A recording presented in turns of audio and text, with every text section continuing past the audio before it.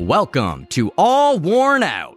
I'm your host, Warren Meredith. On the show today, vocalist Erin Maiden of rock band Beyond Driven. They just finished opening up for Sebastian Bach at a killer show at the Bronson Centre. And they also have their very first release out, Barely 18. Stream it now. Let's get into it with Erin Maiden. Hi, everybody. Welcome to All Worn Out. It's a podcast about music. It's a podcast about what you're passionate about, and it's a podcast about what our guest is passionate about. I'm very excited. We are thrilled. We're jumping out of our pants right now. We have the beautiful, the talented, the amazing Erin Maiden. Erin, how are you doing? I'm doing well, and I'm happy your pants are still on. They didn't fall off? No, I would have started calling you Lauren. Oh. I always tell people this could be a pantless podcast. If I had to rename it, I would rename it the Pantless Podcast. I like it. Tell everybody, you take your pants off at the door, but I don't think I would have had very many guests. I actually have a shirt that says "No pants are the best pants." I would have been dressed. There you go. For the occasion. So you just played an incredible show. I want to start with this amazingness. You just opened up for the legend Sebastian Bach at the Bronson Centre. Tell me, how was that? I mean, this is going to sound very typical, but it was just out of this world. It was the biggest show of Beyond Driven's career, the biggest venue. I mean, we've played fairs where there was like big setting, big venue, big people, but this was the biggest contained venue that we've ever played in. I don't know what the final head count is. I think capacity there is like 1,200, 1,500. It seemed pretty jammed, but it was insane. People ate it up. Like, you know, it's one thing to get that sort of gig, and like we've had gigs where we went out and people were just not digging it, but they were eating it up. So we were feeding off of them. It was just great. We pretty much sold out of merch. So after our set, just watching people walking around with all of our stuff on, it was insane. We got given shit by people because we didn't have a meet and greet, and I'm just a little nobody here, just coming to play music. I'm right here if you want to meet me. I didn't know. It was really weird, but it was just out of this world. I think the most touching thing was that the music community in Ottawa really showed up for us. Like everybody was there. That I have shivers just talking about it. You know, they didn't have to be there, but they all showed up for us, and they cheered the hardest. And you know, it was really an emotional moment for us. Yeah. Beautiful. I loved the Bronson Centre. It has such character to it. And as the support band, you go in and you go into the basement and you go into the pipes and the tunnels of the old school. Because it used to be, you know, all the nuns used to walk around those hallways and tell the children to be good. And now we're in there rocking and getting everyone drunk on the floor. And it's an incredible experience, like you said. And this community as well, like you said, is special. It is. I don't believe the Toronto music community is like this. I don't, at least not to this degree. And you can challenge me, Torontonians. Let's go. I love you all anyways, you know me. And then, you know, Kingston's a great community. Montreal, yes, very good. But Ottawa, my goodness, we have incredible people here. Dog and Gus were there supporting, weren't they? Or Dog was out at least? Dog was there, yeah. Okay, good. And I've heard, like, Dog loves you. I've heard, you know, the Dog might be your super fan. Oh, I think I'm more his big fan than he is mine. Oh, I love it. I love it. And you know about the meet and greet? Did Sebastian do a meet and greet? He did with fans. Like we met with him afterwards as well, but he did have meet and greets with fans. It's wild that it's such a big part of the, whatever you call it, the next level of the industry or whatever, where these bands who have made it, quote unquote, or whatever, do this. I mean, I've had a friend pay $1,200 to go spend the day backstage with Kiss. And, you know, they play acoustic for them. They do different things, do an autograph. They talk to you one-on-one. And, so I know that people do love that experience. And I'm sure when you went to like Whitewater Rocks, that was another event you did there, I think this summer. People probably wanted to like hang out and chat there with you too. Oh, well, we did if you want to call it that, a big meet and greet after the whole evening was over. It ended up, I don't know how, I want to say that it's Kyle, our drummer, and Jeremy, because they were rowdy, just said, everybody come back to our campsite, blah, blah, blah. And there was, I don't know, 30, 40, maybe 50 people all standing around a fire. People had guitars, they had drums, they had whatever you could think of. Kyle had a piano. There was a wagon, the child's wagon with a barbecue on it, cooking hamburgers and hot dogs. And it went on forever because I think the music ended at like 12-ish, and it went on till 6 o'clock in the morning. Just this big kumbaya moment, but we weren't playing that, mind you. But yeah, everybody just singing. People were singing, playing all kinds of instruments, dancing, you name it. It was just... It's a big part of... That was my favorite part. Yeah, absolutely. Yeah. It's a huge part of like independent or, building from the ground up festivals. Like it's how they really get people connected, I feel. Like afterwards, that building, that bonding between the bands and the people who care so much about the music, like the Trevors of the world and all that, like that's the building blocks we're looking for, I think. Yes, exactly. I totally agree. Like that's going to be etched into my brain forever. And I remember like when we were up north doing Go North, and afterwards the guys, we went to do this sing out afterwards and around the fire.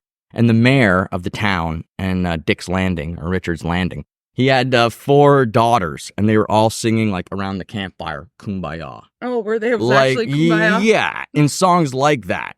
And we were like a little bit drunk at this point, and the 3 of us were there, and like Mig's like, I got this bottle and I got this bottle. Which bottle do you want? And then we were like going around to everybody like, you want some? You want some? And I don't know if that's a factor why we haven't been asked back yet, but I mean, gosh, it was fun. It was a lot of fun that night. And I bet it was fun. Yeah, bonding with people, it's the best. It is. And then everybody's vulnerable in that moment, right? Whether you're a singer or a musician or just someone that was there for the show, everybody was involved in this big circle jerk. I guess that's not this musical circle jerk. Woo! Yeah, I always say bands are marriage, and then the songs are the babies. The sex is the music making. And if that sucks, then the marriage goes away, and the babies are the songs, and they like get affected by different people coming and like putting their imprint on them, and it's just weird, but it's a great journey. It is, especially when you're actually married in the band. Oh man. That's another thing we got to talk about quite a bit, because I find it fascinating that you're both incredibly beautiful, you're both incredibly talented, you're both out of this world fun for people to engage with. I mean, how did this come about? I mean, you guys have been together a while, I'm guessing. Almost 7 years together. Congratulations. 7th heaven, folks. And I saw you guys had Wedstock. Yeah, we did, yes. Which is like so cool. So my band member, Alex Pellerin, my bass player, he got married 5 years ago, and he invited us to come, and I got to push play on the wedding song. That was his wife's way. That was Laura's way of keeping me out of danger zone. Like, she's like, you have responsibility, but you're not near the people. So you can't like ruin anything for me, And I'm like, I know, I won't mess this up. Don't worry. And then like someone signaled me from like way back on the other side, and we played at that show. And it's such a great memory that we all share together, that we were there for Alex and that we were playing together. Oh, that's sweet. And so when I saw that you guys had people playing, I was like, that's next level. That's so cool. Yeah. And I mean, we had a bunch of amazing bands, and we took things to another level, as I kind of always tend to do, push my limits and stuff like that. So we did, I had a friend of mine dressed as Buckethead playing the wedding march on electric guitar after our ceremony. And when it came time for us to enter the hall, like, you do the ceremony and you go off, take pictures, and then you do the grand entrance. Well, Doug and Kyle were on stage, but Jer and I were wireless, and we came in playing I Was Made for Loving You by Kiss. And we went right through the whole crowd down the hall. And we had 4 other bands play, super talented people. And a friend of ours who is Danny Sylvester, and I believe he was Grammy nominated. He's won a few Junos as well. And he played during the ceremony, and Kyle was one of the groomsmen, and Doug was our beer boy. So Doug, instead of having a ring bearer, we had a beer boy, and Doug had this belt with like 12 beers, and he was going around like dancing to this song called "Give Me a Drink" and handing beer to everybody at the ceremonies. I like what the job you gave to Doug more than the job I got. That's nice, because I could tell you gave like a job that suited that he could go around and get in people's faces a little bit and all that. Oh, he killed it. He was like even backhand giving beer to people, like, you know, doing the limbo. It was great. All right, it's time for the Warren's favorite moment of the show. This is the moment where I say, I told you so. All right, it's my favorite time, folks. So, years ago, I'm outside the venue. The amazing Doug Freak comes to speak with me. He's there watching the show. He was in his older band back in the day. And I'm talking with him, and he's like, what do I do? How do I move this forward? How do I advance this? What do you do? And I looked at him and I said, number 1, you find yourself an amazing front woman. This is step 1, Doug. And you know what? I was damn right, Doug. You owe me one, brother. You didn't. Oh, I did. And it's because, like, it's true. Like, if you could find someone passionate and like a good front person, right? But if you could find a front woman, you have a great head start. And this is what I've been talking about with different girls on here. It's not all it's cracked up to be. Some of the girls on here have told me they get nasty messages. They get stalked a little bit in ways they don't appreciate. And there's a downside to being a girl front person as much as there is an upside. So I just wanted to say, Doug, I told you so. I told you this was going to work. And also, Doug's passion is insane. It is. So it was apparent to me, Doug, you were going to do great things and already were doing great things. So it just keeps building, you know? But yeah, I just wanted to stick that in there. I mean, so you actually said front woman? Yes. Wow, yeah. You just went up a couple of points in my book. Yeah. No, I foresaw your coming to his life. Like I can sometimes get pictures of the future, but it's just, you know how it is. Was there a lot of hair in your Oh, prediction? I think there had to have been, you know. I didn't know about the shaved side part though. I wouldn't have predicted that. Like that was out of my wheelhouse. And also the fact that you came with Jer, I never would have predicted that.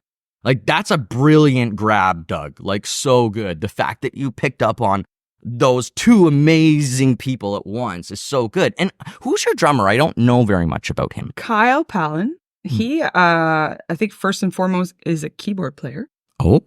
But always did play drums. Comes from an extremely musical family. Actually, I think his parents were played in a band with Bobby Levine and Jennifer Levine. Yes. Deceased husband. What an incredible guitar player Bobby was. Yes. And so all of his family plays music. His dad plays drums. And I think prior to Jeremy and I playing together in Jeremy's previous band, they had auditioned Kyle's dad to play drums. Oh. Yes. And then I don't know what had happened. We were out a drummer and he left a piece of paper on Jeremy's windshield saying, call me for drums or something. I play, call me. It was like very, very vague. Awesome. And then, so I think Kyle's been playing with us for the last 6-7 years. Yeah. I love that. The little note thing.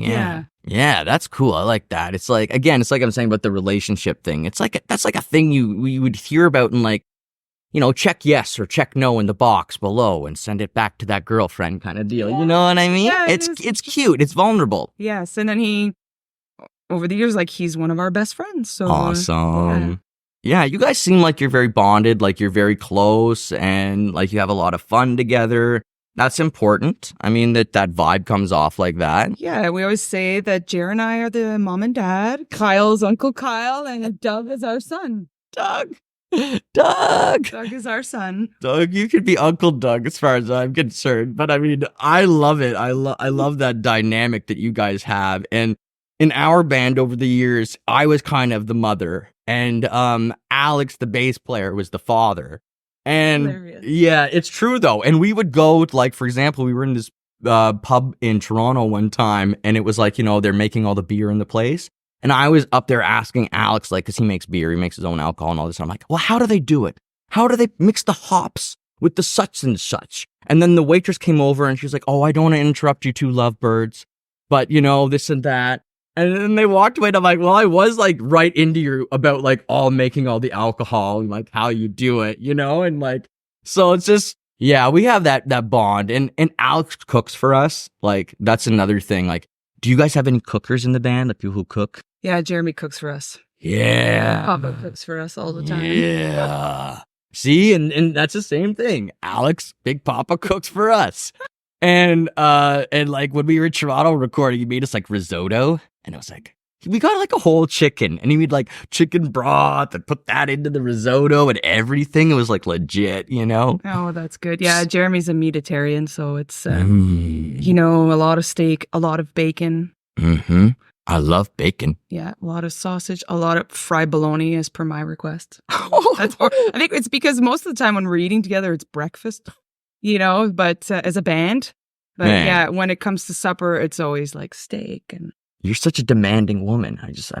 Bologna, fried bologna. I mean, wow. Come on. Such a Canadian. So let's go back in time for a moment. Okay.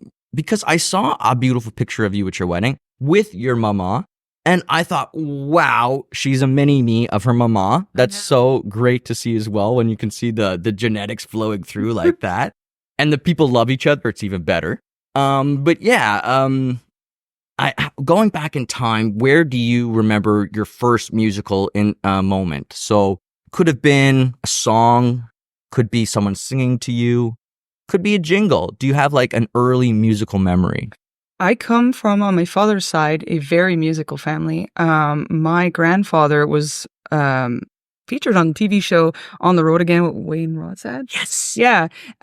Because where I live, which is in the Pontiac, my grandfather owned the only music store ever there. He played every instrument. He played with a lot of bands that would have been big back then, and forgive me, I can't name them at this moment.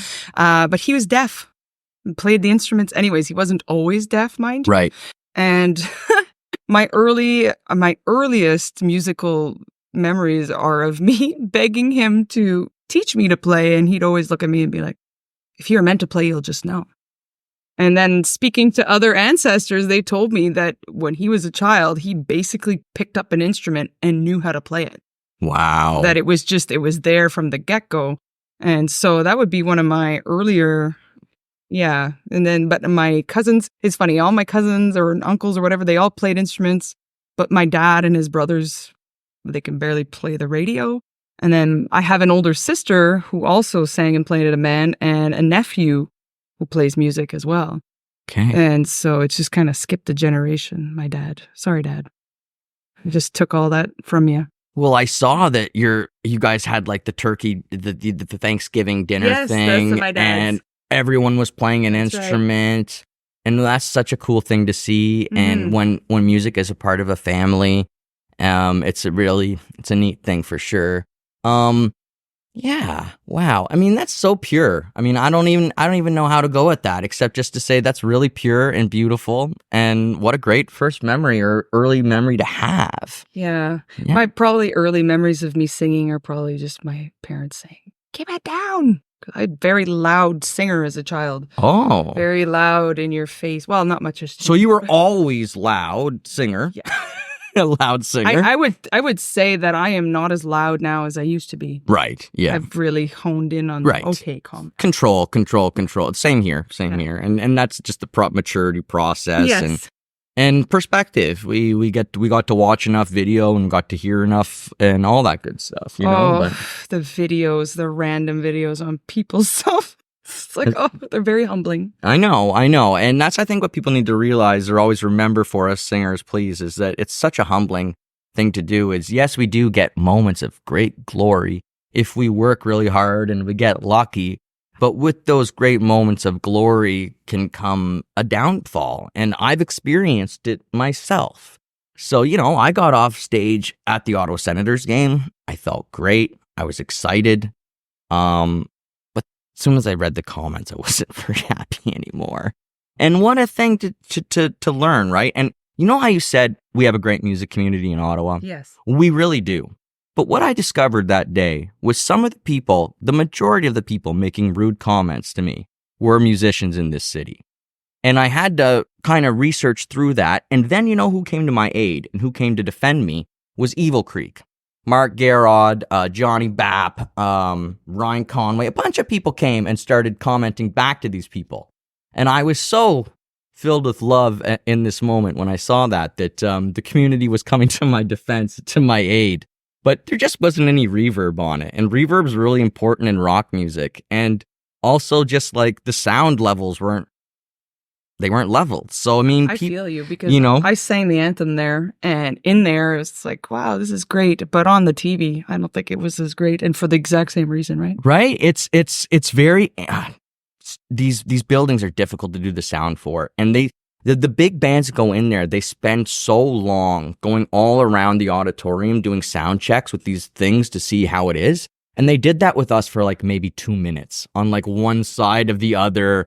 And like there was, But anyways, I loved it, and I'm proud that we did 3 original rock songs. Yeah. Because I think most of the bands that play covers, right? Yes. Okay. And we refused. So I'm proud of, I knew that. Great. I wanted to do, I said, if we do it one time, that's fine, one time, but I want it to be our fucking songs. Yeah. And so, I mean, that was a really cool experience. And, but you've been doing the anthems for a while. Like I said, I was going back through your pictures, and I saw some of you doing anthems like years ago. Well, the first big anthem gig that I ever got was I sang the anthem for the Prime Minister and all of the MPs and all of the ministers and all that.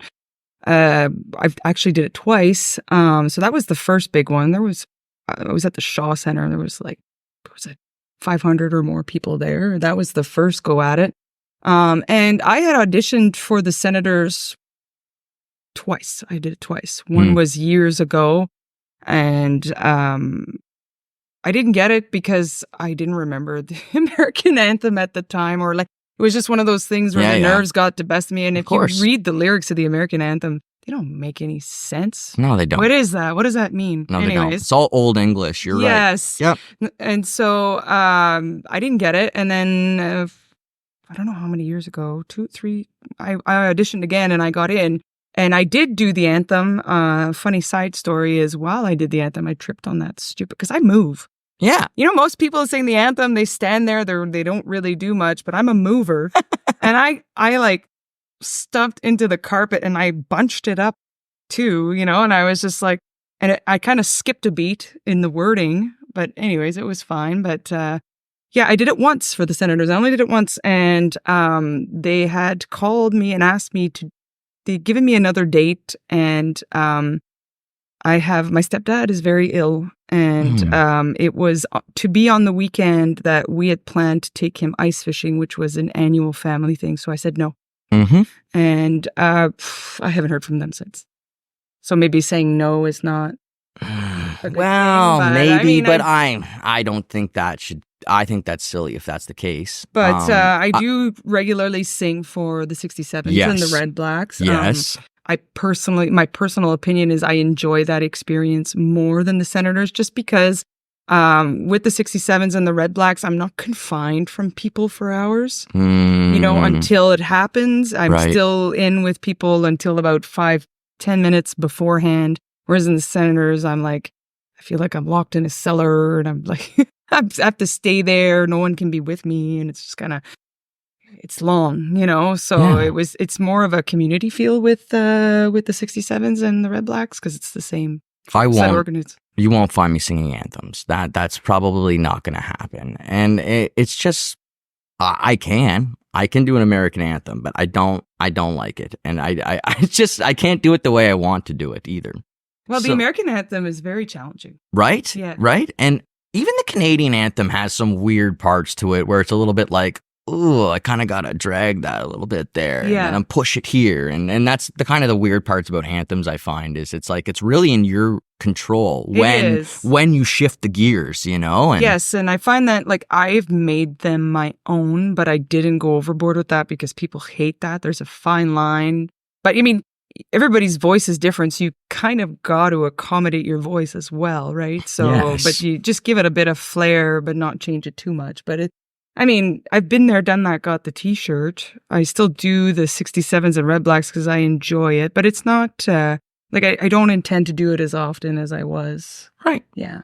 Well, again, you did it. You had fun. You experienced it. You got experience with big crowds. You got experience doing these songs that, they're not necessarily your favorite songs, but you're up there and you have to kill it, right? So these are all great things that you were working on to further yourself. So it was actually my dream. That, how singers talk about, I dream of this. My dream was to sing the anthem at an NHL game. Well, congratulations. And you see, that's the thing. Sometimes you do it, you complete the dream, and then you're like, well, now what? Yeah. Well, then now gotta what? Make new ones. Right? Yeah. So this kind of brings me back to you guys. Is Barely 18 Beyond Driven's first original song? It's the first one we released. Okay. Yeah. How many? I'd say it's the first one that came to fruition. Yeah. Yeah. Mm-hmm. And it is the first single release officially then? Yes. Okay.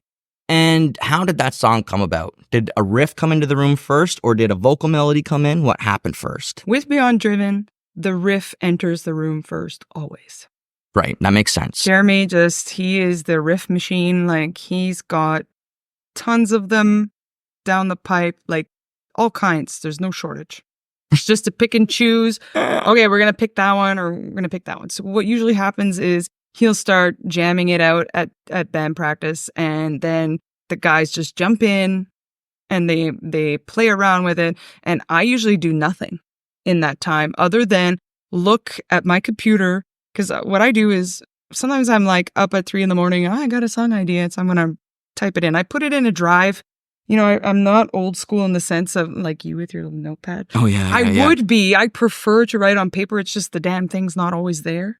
Do you know what I mean? Wherever I am, like if I'm at work or I'm at the grocery store and I got an idea, well, the drive is in my phone, it's ready to go. And it sounds really stupid, but I've gotten ideas in the dumbest places, at the bank, at the post office, walking down the street. It just comes, so you have to be ready. And so I pull up this drive full of stuff and I skim through and I go with, okay, I'm listening to them. I go with what grabs me with what I'm listening to, if that makes sense. Mm-hmm. And then I've written something 9 times out of 10, I never sing it exactly as it's written. I end up rewriting parts to make it work to the melody. Right. And that's kind of that's kind of how it works.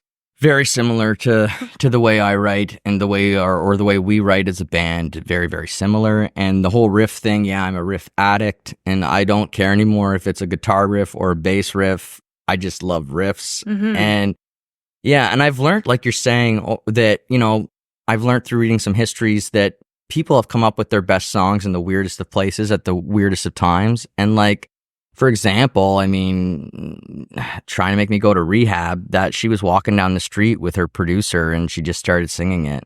And it was just, she was being serious that she was upset about it, that it was like a pain in the butt.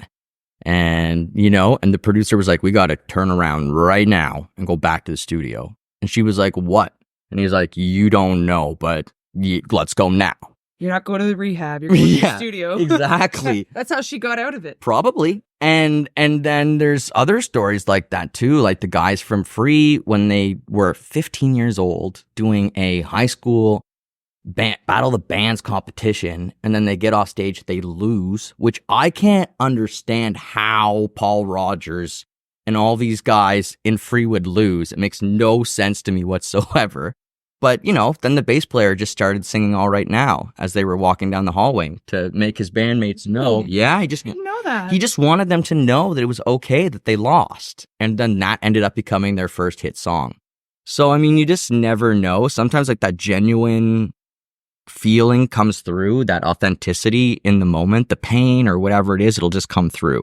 Just comes through. And with us, it's funny. Sometimes Jeremy will send me a voice note and all I hear in the background is his hoist going up and down, in his garage. And then he's literally playing the guitar riff with his mouth. Da, da, da, da, da, da. And then he's doing it. And I'm like, this sounds ridiculous. Like, just come home and play it.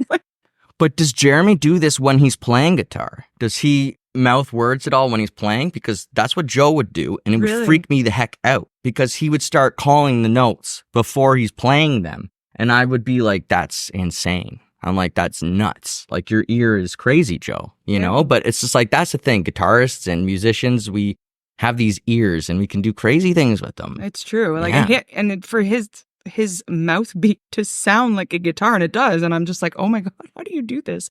And you hear the hoist going up or coming down. Like, oh God. Did you guys ever do, sorry, this is way off topic. Did you guys ever do the Daenerys, Khal Drogo, like Game of Thrones Halloween? No, but we did do Aquaman and Wonder Woman. Okay, good. I'm glad you at least did that much. Because, I mean, yeah, he's, God. And a side story for you, I dressed Jeremy as Aquaman, and you know how Aquaman's got the tattoos and stuff? I cut out a stencil out of cardboard, put it on his arm, and I spray painted his arm. He had that stuck on his arm forever. That's really funny. It reminds me of Dwayne Taylor when he dyed his hair, Dwayne, and you had the pink stuck in your hair for a while there. And that was so funny, but it looked great on him. Dwayne rocked it. He was just a rock star. So I'm sure he did. Yeah, man. And then that also brings back that memory of that kid when I was young, and she like used a pink bingo dabber to dye all of her blonde hair pink, and it did not come out with anything, and then her hair just turned green, like rotten green, so it had to be shaved off. So never bingo dab your hair, kids. Don't do it. Just don't play bingo. I've got a niece and she would not like that now because she's so like, bingo was her name. Oh, she's stuck on that tune? Oh, yeah. And Old MacDonald is, again, the big song for her, Old MacDonald or... E-I-E-I-O. E-I-E-I-O. That's what she does now. She's 13 months old. And now she's doing this whole E-I-E-I, la-la-la. If I tra-la-la at her, she'll start la-la-la-la, and I just love it. I do the E-I-E-I-O, but it's modified because it's when my bills come in, I-O, I-O, I-O. Oh, ouch. Ouch. Yeah. Yeah, absolutely. What are you doing, Erin? I tried to cover for you. I tried to cover this, but Erin is clearly very gaseous tonight. Listen, I don't know if you ate... Erin, I don't know what you ate tonight, but this is inappropriate. Because if you had nachos or something... He's trying to pin this on me, as if it would be me. I would never fart on All Worn Out. It would never happen. It sounds like your underwear is all worn out. There might be a hole in your underwear. It might be. Could be. If it was a no pants podcast, we'd know. I didn't know what you were going to do. I knew you were going to do something, Erin. I just didn't know what you were going to do. Because you're moving around here. And then I heard it and then I was like, listen. Oh, I thought it was an actual whoopee cushion. Like, I thought we were actually just whoopieing the night away there with the whoopee cushion, but... It's my son's fart machine. It's got a remote starter. What does he think about all this rock and roll? My son? Yeah, with you and Jer. What's he think about this? Oh, my son is just eating it up. Our kids are very musical. Like they just came home yesterday, the day before. We're all happy. My two oldest, because they made the cut for the school musical. Yes. Grease. Hell yeah. And my sister just made them watch Grease not long ago. They had no idea what it was. So that's kind of cool. My daughter plays guitar. My son plays bass. And my other son plays drums. So maybe down the road. Maybe my boys lack commitment, right? They to be on it all the time, practicing, and it's the type of thing, like some things require talent. Some things is time put in. I would say that singing, if you have bass talent, you can get away with doing a decent job. But I started playing guitar not long ago, actually, maybe during pandemic, and it's because I got arthritis in my fingers. And they told me it would probably be the best thing for me. All my life, I picked up guitar and tried to play it, and it never stuck. I found it too hard. And I also tried to play piano. I had lessons with nuns, and it didn't go well. One smacked my hand, and I gave her the finger. So I just stuck to singing, but then when I got diagnosed with arthritis, I said, I'm going to really pick it up and do it and stick to it. And it's one of those things I find I do have an ear, so I pick a lot, so that helps me, but it's time spent, like 100%. The best guitar players in the world are those young nerds that spent all their time in the room just like, correct me if I'm wrong, that's very Yeah. No. That's a very stereotypical. I think it's true that guitar players are obsessive. That I think the best anything, you're obsessive. And if you're not, you're a savant. So that's very rare. If you're a savant, well, good for you folks, but that ain't most of us. But even if you spend too much time not doing it, like the last week or so, I didn't play very much because I was preparing for the show. And I picked up a guitar, I think it was yesterday, and I'm just like, oh, I suck. Yeah. Oh, of course. Yes. Yeah. And I'm very similar to you, Erin, in that way that I love guitar, but I never could do it at the level that I wanted to do it, especially while I was singing. And so it just sort of became this hunt of me looking for guitar players that would have that commitment and that dedication like you're talking about. Yeah. But yeah, and the ear thing, of course. I mean, if you're a vocalist, you better have an ear. And if you don't, I'm not sure why you're singing, and good luck to you.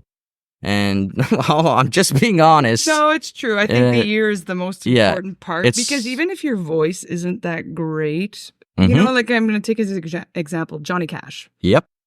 The guy sang on key all the time. That's Was right. his voice spectacular? No, but I find voices are a thing where they're unique. It's character. They're an acquired taste for some. There's some people's voices that are universal. Like for me, I know that my voice is not for everybody.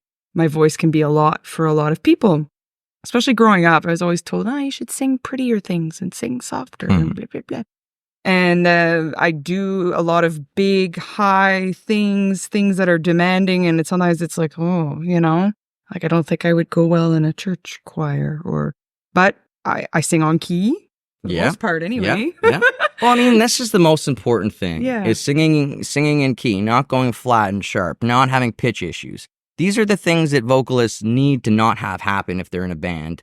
And the best way for these things not to happen is to have an ear and to practice. And if you practice with your ear, these things just never happen. I mean, good vocalists, you don't hear them go out. You don't. I mean, there are moments, especially if you're someone that moves a lot on stage. If you can't hear, if you lose hearing, if you're on stage and it gets too loud and you lose the notes, you can definitely go out. Oh, yeah. And if you're jumping up and down, sure, you could modulate it a little bit, but you shouldn't outright lose it. And I know you don't. So I'm talking about people who, I know people, sadly, who have sang for like 10 years and they haven't improved. And it's not their fault. It's not their fault at all. It just has to do with their ear. Yeah. And honest to goodness, I never would have sang if it wasn't for having ear tests put in my face that were like, no, you have an ear. And if no one did that, I might not even believe them. You know, like, gosh, vocalists have so much pressure to perform. And yes, they do, because you have to sing well, but you have to be entertaining, and you have to stick out from the rest, because there's some people who are very technically perfect and whatever, but then there's nothing else going on, and there's always this argument about one sacrifices the other, being a good front person versus being a good singer. I don't know. Hey, I love it. And so this is where you get into Van Halen. And I was just about to say, right? That's the immediate comparison. This is in rock and roll, we watched it happen with them, where David is the great frontman, like maybe one of the best of all time, but vocally, no, not even close. Nowhere near most vocalists in rock in that echelon. Yet one of the most memorable. And Eddie Vedder hanging from the rafters. He doesn't need to do that. He has the most iconic voice maybe of the last 50 years, but he did it. And he's so memorable. People, So it's both. If you can do both, it's great. And it is better, yeah, for sure. Tell a story with it, then you're Michael Jackson. And if you can tell a story with your costume, with your movements, and then take the audience into that, plus deliver, like you said, technically perfect, you're Michael Jackson. And so many artists attempt to do this, and most fail. Most fail. Well, we used to be a cover band before, and the boys in the band are obsessed with Van Halen. And I love Van Halen, don't get me wrong. I love David Lee Roth. Mhm. I do not like having to do David Lee Roth, not because I don't like singing his song. It's all the babble bullshit that he does and says that I'm like, "Ugh, I do not want to say that."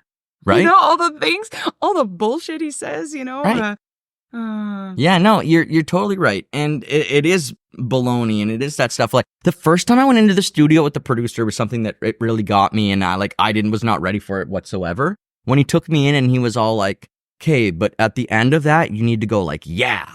You need to give me your or like an O, or like you need to give me something. Like, give me. So what he was asking for was accents. He was asking me to accent the end of a sentence, to give that flair, to give that unique trademark sound, whatever that grit or grunt or whatever it might be. And he was calling for it. And I was like so amazed because I hadn't thought about it whatsoever. No. And then suddenly it was like, oh, I totally get this now. This is what all these people are doing all the time. They're putting their trademark stamp in places so that you know it's them. And they're doing it without doing it the rapper way, where you say the name of your band. Although Heart did this and did it to great effect.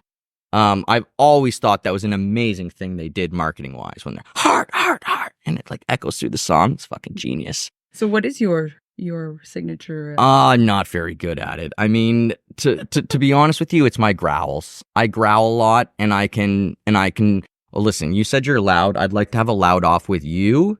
And who's the other person I would think we should include in this loud off? Gosh, what's her name? I don't know her personally, but she's killing Villavant.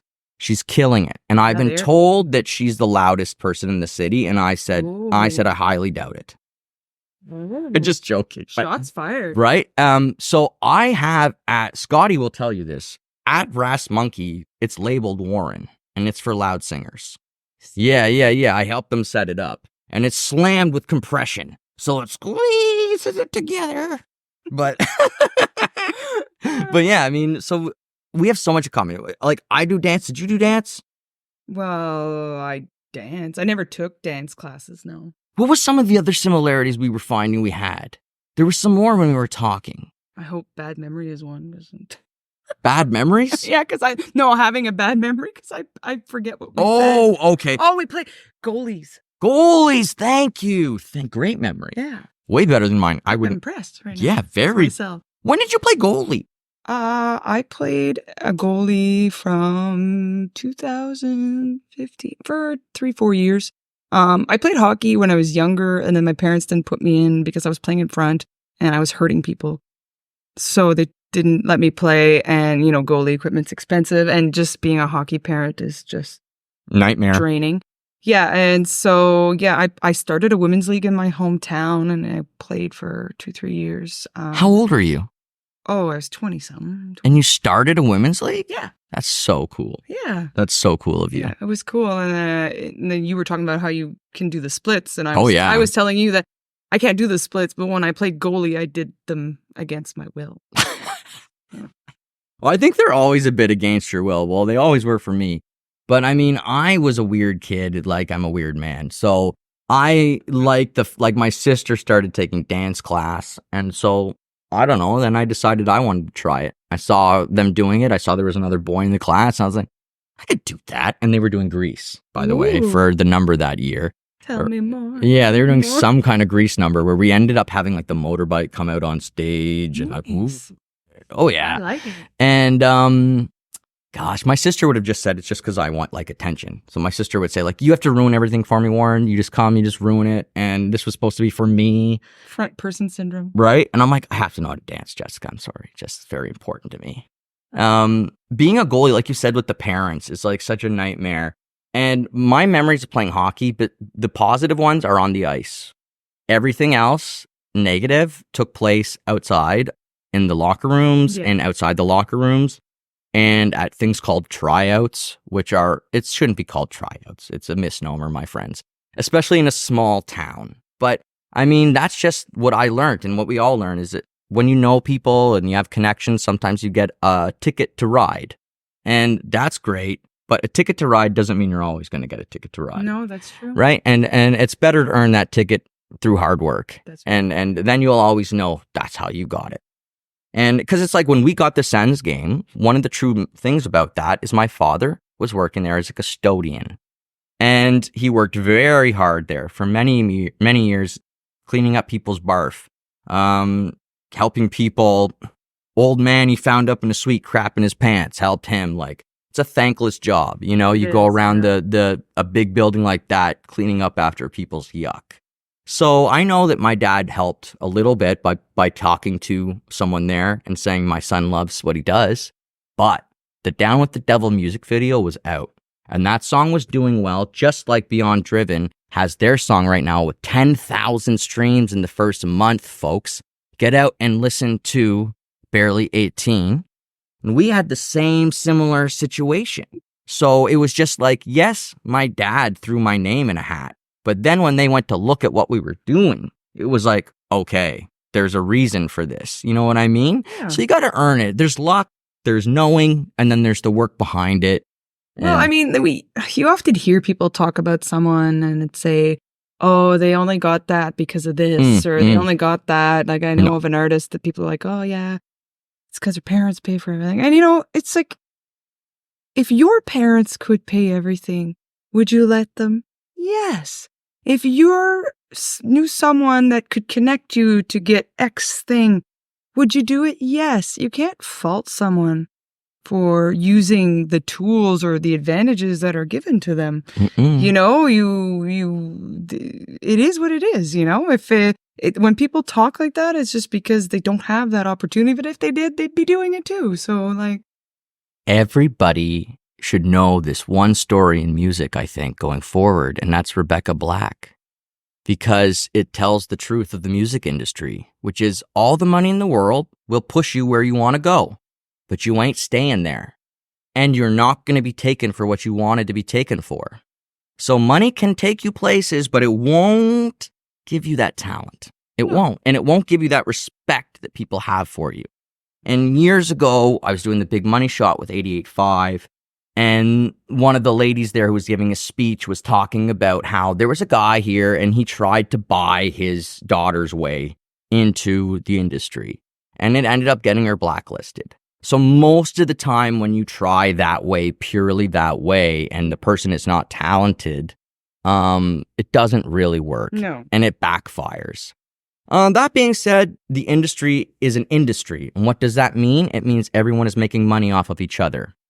And that's just what an industry is. And I don't care if you call it the coal industry or the mining industry, whatever it might be, the oil industry. No. It's the music industry.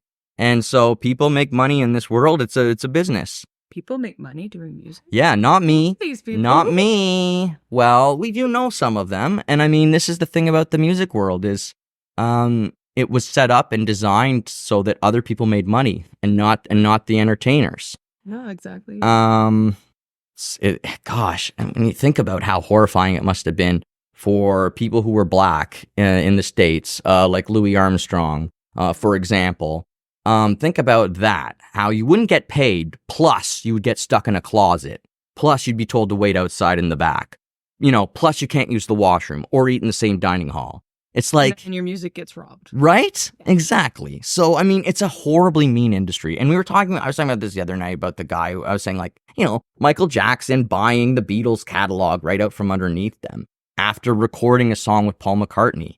It's so cold. It's so cutthroat. It's music. That's music. That's music. And it saved Michael Jackson's family. It saved him from bankruptcy so many times. So it's like one of the smartest things he ever did. You know? Again, you got to have $47 million to put down. It's shady. Smart, but shady. That's right. And the more you go around it, the more shadiness you will find. Of course. You have to keep it on the up and up. One of the shows I saw you did was at the Navan Fair. Huge turnout. Mm-hmm. And that was with Biff Naked. That was, yeah. Did you meet Biff Naked? I did, yeah. How was she? Oh, she was great. We all hung out in the same trailer. She had like a little pocket dog. Yeah. Very sweet. Very quiet. Very reserved. Like, you know, she's timid even. And which is not like, usual of a front person, but very nice. Like, not that she didn't want to talk at all. She was lots of conversation, but very quiet, very low speaking voice, really has genuine intentions for, bettering things and certain causes as well. But no, she was sweet. That's nice. Many years ago, I was supposed to open for Biff, and I'll tell you this quick story because it's a nightmare story. So, this festival is being put on, and they called it Music Fest for Vets. And so we had this conversation in the band. I was supposed to play there too. I'm the one who blew the whistle. I told Biff. Did you tell Biff? So we sent Biff pictures of the Twitter account of these people who were not on the up and up, folks. They might have been a part of an organization called QAnon. And I'm the one who, because I worked for the federal government then. Okay. And it was brought on my desk through nothing that had to do with this festival. It just came through? Yes, it came through, and I can't talk about how or why it came to my desk, but it did, and we had signed on to play. Same here. Yeah, and I looked at that, and I'm like, oh my God. And what other local band? A lot of local bands were there was set someone up. else, and then I kind of went around and told everybody, and I said, pass it along, because I didn't know who or what, and I think I did send it to Biff then, because I know her drummer. Yeah. And so, it came through my desk. I'm the one. That's so crazy. We saw these Twitter posts and they were blowing up, like massive, huge Twitter posts. So we sent them to Biff right away. Her management sent us a big thank you letter, which was so freaking nice. But I mean, it was close to being a disaster. Yeah, that could It be was really close bad. to being a massive disaster. The worst part is they had held previous festivals. I think the year before in Chelsea, Yep. Quebec. Oh yeah, and it's.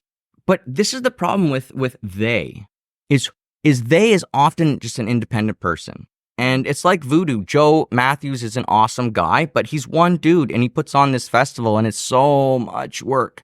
Putting on a festival is a massive amount of work, and my only advice to anyone putting on a festival is like, do not, for the love of God, make it political. No. There's no reason, like zero reason. You don't need to put any political affiliation of any kind on it. And we had that discussion about the Music Fest for Vets where it was like, as a band, we were like, do we do this? Do we not do this? And we're all like, well, we all have vets in our family. We all respect the vets in our family, Mm-hmm. Like it's nutty, but it still I couldn't do it because of my job.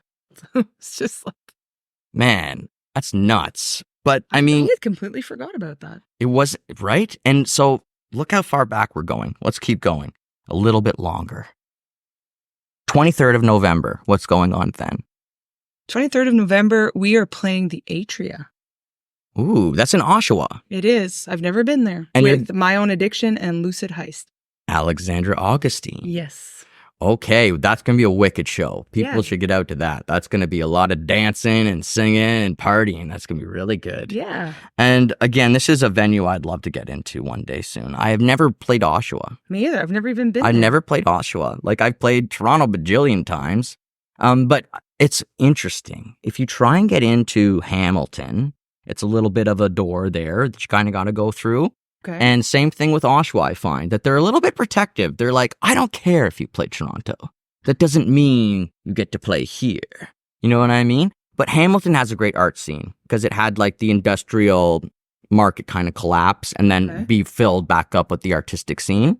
So that's another place I kind of want to get into.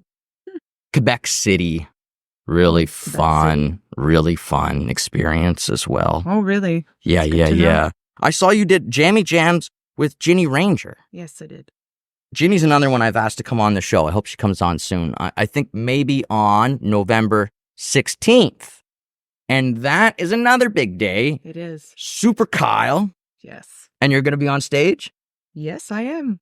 That's so amazing. Yeah. And Kyle's going to be on stage with us. He's actually going to sing. I don't know if I'm allowed to say that. Oops, I just did it. Oops, I did it again. You know what?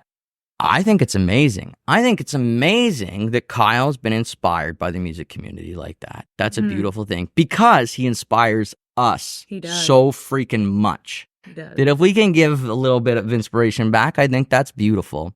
And man, he loves you guys. Oh, we love him too.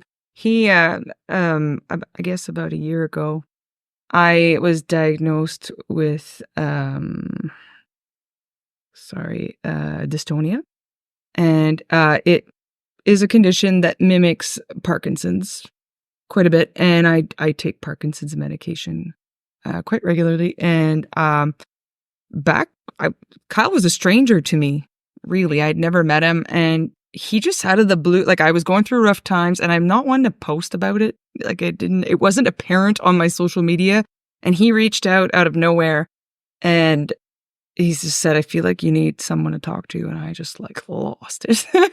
And we kind of bonded in that way, because I was hanging it up. I was done. I was just like, I can't do this. And I've had moments on stage where it's hit me right on stage. And Whitewater is one of them. Who played Whitewater, I had a pair of sunglasses on the stage with me. Thank God.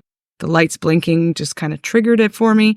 And I just start tweaking, and I do these things, and this is kind of what it does. And Kyle helped me through that. And anyways, when the song came about, No Such Thing as Can't, he was going through a rough time. And in his mind, he thinks we wrote that like to help him. But in reality, wrote it because he helped me. So, man, that's so beautiful. And I never knew anything about your medical condition until just now. And I think, in my opinion, I have a lot of respect for you for presenting your music and presenting your passion in your project without making that story the front part of it. Well, I'll be honest with you. I've been offered sponsorships for my band to play that card, and I'm not doing it. Like, I mean, I've also been asked by the Canadian Dystonia Association, to be a representative. And, I said no, not because I raising awareness is fine, and I think it's great and all, but it's just, some people wear these things like a badge, and that's just not me. I just, not that there's anything wrong with that. Like, I mean, if it helps a person through, like, all the power to you. I'm just not, I just don't want to make it about that.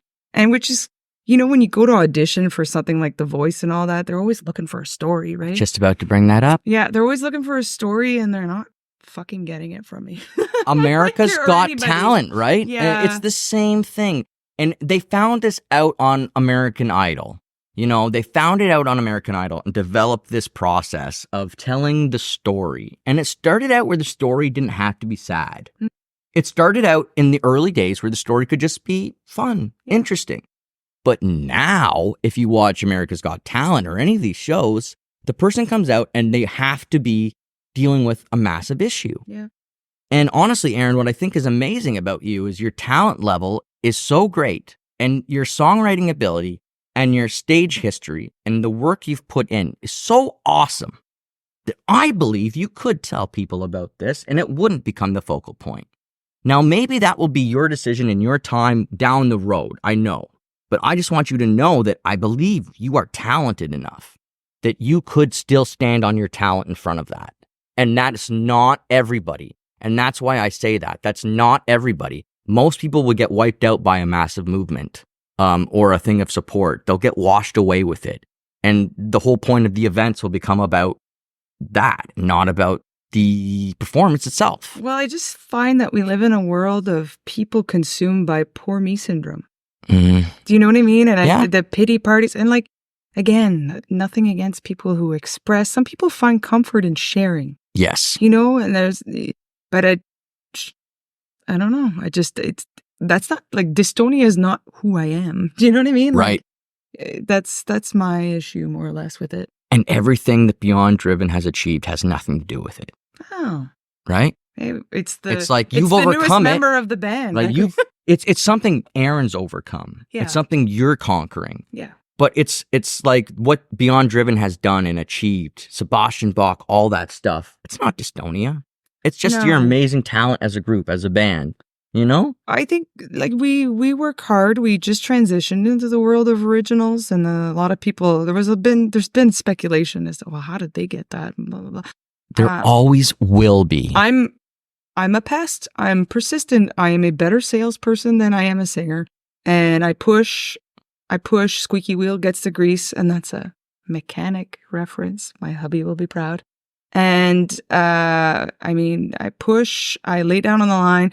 I don't for 1 minute think I'm better or my band is better than anyone else, but I know what I am. I know what we are. I know what we can do and what we can't do. And I lay it out on the line when I'm trying to get these types of gigs. And I think what ends up happening is the promoter appreciates that. I say, I can do this. I can get X number of people in there. That's what I can do for you. So you decide what you want. Man, that's wild. But I mean, you have to be your best salesman. You have to. And being in a band, that's what it's all about. You're a vacuum cleaner salesman. And you're going door to door and you're just telling people you got the best vacuum. The Dyson. My vacuum Electrolux. sucks like you won't believe. And, so I get it. And when you have a product that you're really proud of, that you worked really hard on, being that salesman is so much easier. And that's what I found, making music videos, going to the producer, recording music. The more I put into it, the more proud I was of it, the more I was happy to do the things you're talking about, which is best foot forward and tell people you're as amazing as you are. And you should be doing that. And that's really good. And you deserve it 100%. And anybody who is jealous, they have to just recognize it as jealousy. And that's the best thing for them to do to move forward. Because otherwise you're just holding on to negativity and it won't help you. It will just hinder your progress. And I always keep an eye on what all the bands are doing. And over the years, I'll go into the jam space and I'll say, guys, guess what such and such is doing? And they'll think sometimes that I'm jealous, but I'm freaking excited.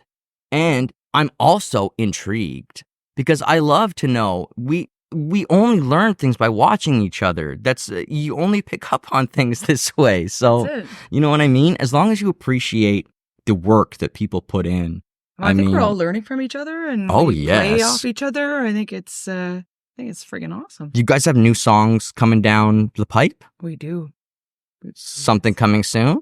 It should be very soon. I gotta wait for the powers that be to finish their amazing work. But yes, we do have, and 2 more songs that'll be out sooner than later. And I would say about 5 others after that we need to go record. That's exciting. Yeah. That's really exciting. Yeah. And so who are you recording with? How are you doing the recording process? For the first 3 songs, we recorded with Dark Moon Productions with Joe. Joe is insanely talented and skilled. Yeah. He knows his shit and he makes us sound pro. There's no other way of putting it. And he helps us to have fun in the process too, okay. He's taken little bits of, anyways, this was like my first studio experience. Amazing. Yeah. And so it was very humbling because Joe made me realize a lot of the bad habits because I'm rehearing it and he's replaying it. And sometimes if it was something that was a really bad habit, he would replay it and replay it and replay it. And then I'm just like, fuck, that's bad. Well, it's normal. Yeah. This is what happens. And then he would or I'd mess up the words. And I think this one time he kept replaying the part where I was like, skeet, skeet, skeet, skeet, skeet, skeet. And it was just great. We're all laughing. Yeah. But he's pro. That's amazing. He's amazing. Wicked. Mm-hmm. And so you're going to keep working with Joe, keep going forward in that direction. That's good. Yeah. Working with Joe. I'm also going into studio for solo stuff. Wow. Yeah. That's big news. Yes. Okay. Well, when is that going to come out in 2025? I'm hoping so. I wrote a song about my dad that is ill. Mm-hmm. It's called Tough Being Tough, and I'm going into studio to record it for him. Because he's my hero, and he always says it's tough being tough, as in he plays off whatever struggle he's going through. And I actually have it tattooed here. It's a note that he wrote, and it says, when the going gets rough, remember it's tough being tough, and he signed his name. Yeah, that's awesome. I love that. It is tough being tough, folks. And I hope you're keeping tough out there. And I want to thank you all for hanging out with Erin Maiden of Beyond Driven and myself here on All Worn Out. We're going to see you next time, I hope. But I also hope we see you November 16th for Super Kyle. November 23rd, if you can make it out to Oshawa. There's lots of cool stuff coming up with Beyond Driven. So stick with them. Stick with Erin. She's got lots of cool stuff for you. Thank you, guys. Thank you. And we'll see you next time on All Worn Out. Bye-bye, everybody.